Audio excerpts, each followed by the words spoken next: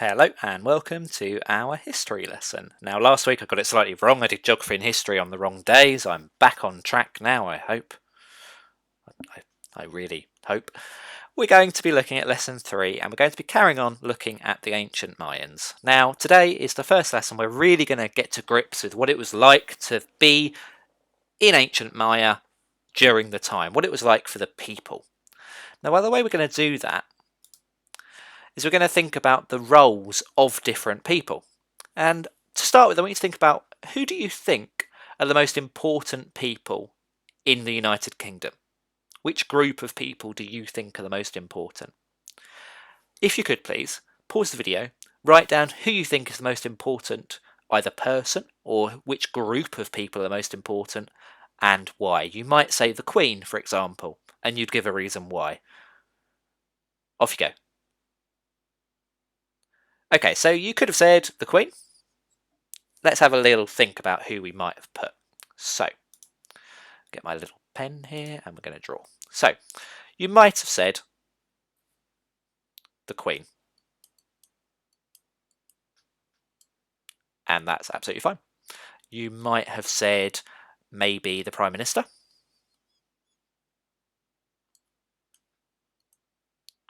Who, as we know, is Boris Johnson.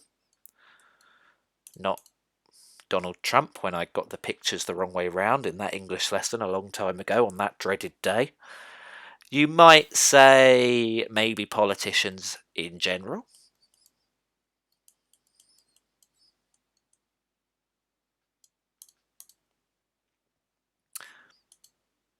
Who knows? Maybe you said business people.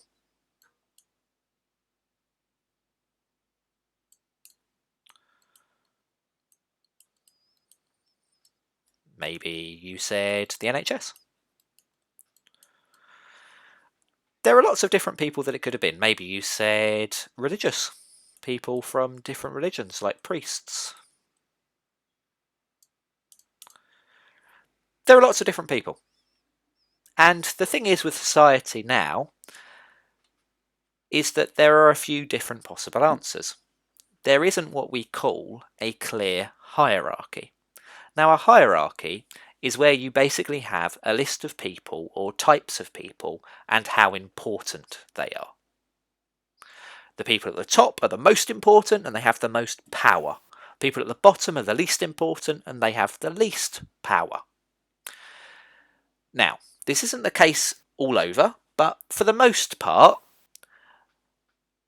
in ancient times, there was a very clear hierarchy of who the most important person was and who the least important people were. Now, in modern day life, for the most part, there isn't so much that case. It's more that you have people at the top who make the decisions, and then you have sort of everyone else. Now, some people would argue that the more money you have, the more important you are, and you may agree with that, you may disagree with that, but it's not set in stone. Just because you have more money doesn't necessarily mean you have more power. For example, when we vote in a general election, everyone's vote is worth the same, whether you're a millionaire or whether you don't have very much money at all. In that sense, our power is equal, but you may argue that in other ways it's not, and that's entirely up to you. However, in the ancient Mayans, there was a very clear hierarchy. You had the important people, and then you had the not very important people.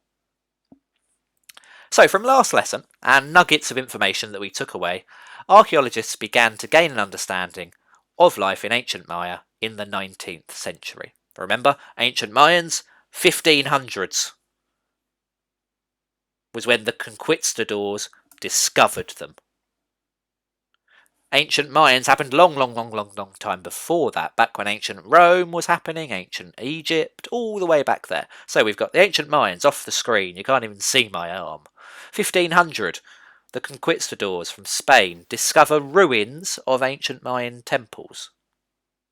1900, nearly where we are now, well, the 19th century is actually 1800, so about there, we begin to get an understanding of who the Mayans were and what life was like.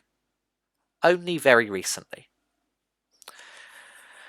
How do archaeologists do that? Well, as we looked at, they take information from sources and they make suggestions about sources. They make predictions about them based on what they can see.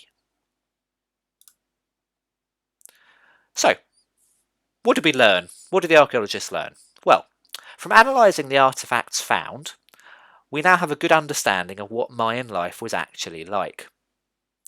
They had what's called steles or steles, and it's basically a Mayan writing tablet. So obviously they didn't have exercise books like you do. They had tablets, writing tablets, not iPads before you think tablets like that, as in a stone tablet, and artefacts such as pottery. And on them were drawings and writing. And from that we can get a lot of information. Think about a book, you get a lot of information from it. Well, the Mayan tablets and their pottery was their version of that. Here's a question for you. Do you think that archaeologists can be certain when saying what life was like for the Mayans based on artefacts? Do you think they can be 100% certain? Well, the answer is no, because none of them were around at the time, unless they're incredibly, incredibly old. They're not that old. Probably. So no, they can't be certain, but they can certainly make a good guess. So, these are some of the questions that you might have about the Mayans. How is the society run? Who makes our decisions? How do they come to be in this position? And who is in charge? Well, going back to the UK is what's called a constitutional monarchy. Do you need to know what that means? No. Basically, it means that we have a king or a queen who reigns over the country. However, it's the government that make the decisions. The Queen and the King don't. Queen or the King don't. The government has the power. The Prime Minister is in charge of the government, so you might say that they are the most powerful person.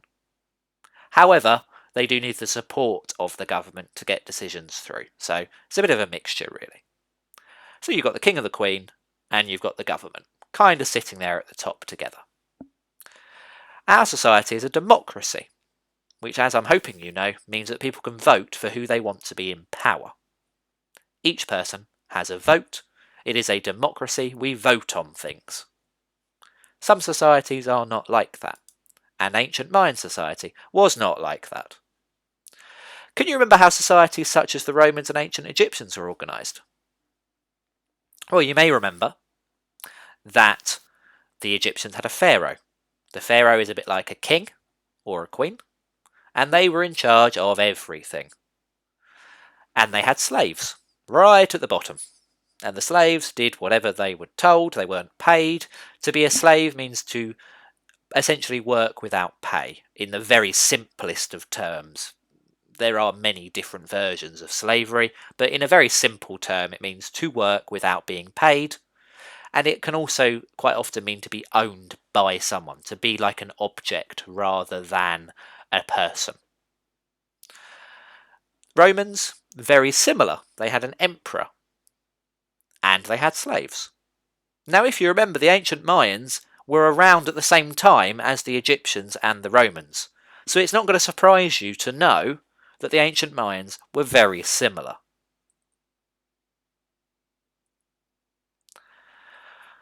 Mayan society was organised into city-states. Each city had its own king, who was in complete control over everyone. The king had nobles to help do what he wanted to do. And it's what's known as an absolute monarchy, i.e. the monarch means king or queen. Absolute means they have absolute total power. Now this map shows some of the major Mayan city-states, and as you can see there are quite a few of them. Each city-state had its own king. City-states would trade with each other, but they'd also go to war frequently to try and gain power. So if you think each one of these is a bit like its own country, but they're all part of the Mayan civilization. Remember, Mayan was not a country. Mayan was a type of civilization. Okay, it was an area. Within that area were lots of city-states. Each one had its own king, and that king was in charge of everything. So here is the hierarchy of the Mayan civilization. At the top, you've got your king. All the way at the bottom, you've got your slaves. So if we start at the bottom, you've got your slaves at the bottom. Then you've got your labourers. They are people they're your builders, they make things. Then you've got your farmers just above that. Farmers, as we know, responsible for food. Then you have your merchants and your craftsmen, so they're people that sell things and make things. Then you have the palace officials, they work for the king. Then you have your nobles and your priests, so religion, clearly quite important if priests are that high up in the hierarchy. Remember, the higher up you are, the more power you have. And then right at the top, you have the king. Now it's a bit like a pyramid, because basically there were a lot more slaves than there were kings. One king, lots of slaves. As you go further up the pyramid, there are less and less of each of these types of people. Each of them had more power. So, starting off at the top, we've got the Mayan kings. Now, these were the most important people. You may need to make a note of this, by the way. So, in fact, pause the video, make a note of this hierarchy. You're going to need it for the activity later. So, off you go, pause the video. And you're back. Let's start talking, because I don't do enough of that in these videos. Mayan kings were the most important people in the city-state. They lived in fine palaces. They ate the best food, they wore the best clothes, and they did all they could to show that they were wealthy and powerful. They were big show-offs, basically. The Mayans believed that kings were chosen by the gods. This meant that the king's orders and wishes had to be obeyed, because essentially they believed that the king was speaking the word of their gods. Absolute power. Then you've got the nobles and the priests. Now, the nobles and the priests were very important in Mayan society. It was these people who were educated. Remember, not everyone went to school. Yes, well, actually, no, to be fair, no one's at school at the moment, but anyway. It was these people who were educated and were the scribes and astrologers. Astrologers basically means they look at space and the sky. They were wealthy, pretty rich, and they lived in grand houses. Palace officials just underneath them were also pretty important too. They were in charge of the day-to-day running of the city. Didn't make the decisions, but they made sure everything ran as it should. Then you've got craftsmen and merchants. Now these were people that had a skilled job. So maybe it's a stonemason, a tailor, a potter. These were things that not everyone could do. Not everyone could make jewellery. Not everyone could carve wood, for example. So these were fairly skilled people. And they would normally have been trained to do this. And it probably happened that it was the same family and they just passed it down from one generation to the next. Most people were farmers. They usually lived in small settlements just outside the city. So they didn't live in the city, they lived outside, and on that settlement they would have their farm. They grew crops such as corn, sunflower seeds and cotton. They would then sell these to the merchants who would sell them on or turn them into fine goods, and that's how they made their living. The food, they would make enough to eat themselves and sell off what they didn't need. And then at the bottom you've got labourers and slaves. And they had little to no power, and they were the least important people in society. They did all of the hard manual labour that was needed to build temples and other buildings. They were poor, and they always had to do what they were told. They were seen as the least important people. Now, one of the key differences between ancient society, like the Mayans, and now, is you were born into a certain type of role. So you might be born into a family of slaves, or you might be born into a family of priests. The family you were born into was pretty much certainly what you would end up being. It was fixed. There wasn't very much movement. You couldn't be born a slave and end up being a priest. Well, very unlikely anyway. The thing today is it's far easier to be born into a poorer household and become richer. You hear people all the time, people that are born into households where maybe no one has gone to university before, they go to university and they do well for themselves. And that is possible now. It just wouldn't have happened then. For example, I was born into a family where no one had been to university. I was the first one to go. I went to university, and here I am now, talking to a screen all the time. Success. Anyway, which of these groups of people do you think had the best lives in society? Well, surprisingly enough, it was the king. Had the best life, not the slaves. So, this is the important part. This kind of summarises everything I've just spoken about and waffled on about for ages. Okay? Now, also in there are warriors, which weren't mentioned. Now, warriors were well respected in society. Their rank was decided by who their father had been. So again, kind of who you were born into or which family you were born into had quite a big impact. If you were captured, though, you may be a slave or you might even be sacrificed. Whoops. However, they were seen as being quite important. So, I'm going to play a quick game. I'm going to show you on the screen now a list of descriptions. And what I would like you to do is to have a think about which type of person matches that description. So, here they are. Pause the video. See if you can link the type of person to the description. Off you go. Okay, let's have a look through together. So, the one that was here, I am a slave is you may have been captured in war, be an orphan, or someone who has broken the law. You are the lowest level of society, you have no rights. You may be selected to be a human sacrifice and all that fun stuff. A warrior, you are well respected in society. Your importance will depend on who your father was. If you are captured, you may become a slave or be used as a human sacrifice. There's a common theme here. We have a nobleman. You may have a job as a military leader or as a business leader. You have lots of free time and a life of luxury. You don't have to pay taxes, you can read and write. You've got priests.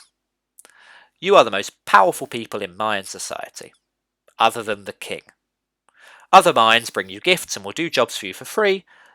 You have lives of luxury and servants to look after you. You live apart from other people. Then we have the ruling family or the king. Your family are the most important in the city. You have lives of luxury and servants to look after you. The only way you will change roles is if you lose a war. Otherwise, you're set for life. You wear a special headdress to show how important you are. You can read and write. Now notice the priest and the ruling family are quite similar in their levels of importance, but ultimately the king and their family were the most important. Then we have these two here for craftsmen and farmers. Okay, so your main task for today is I will upload it to Seesaw, but I will show you it now. You will have this sheet. Now on this sheet, the first thing you need to do is to write out your hierarchy from the king all the way down to the slaves. And then have a go at answering the questions underneath.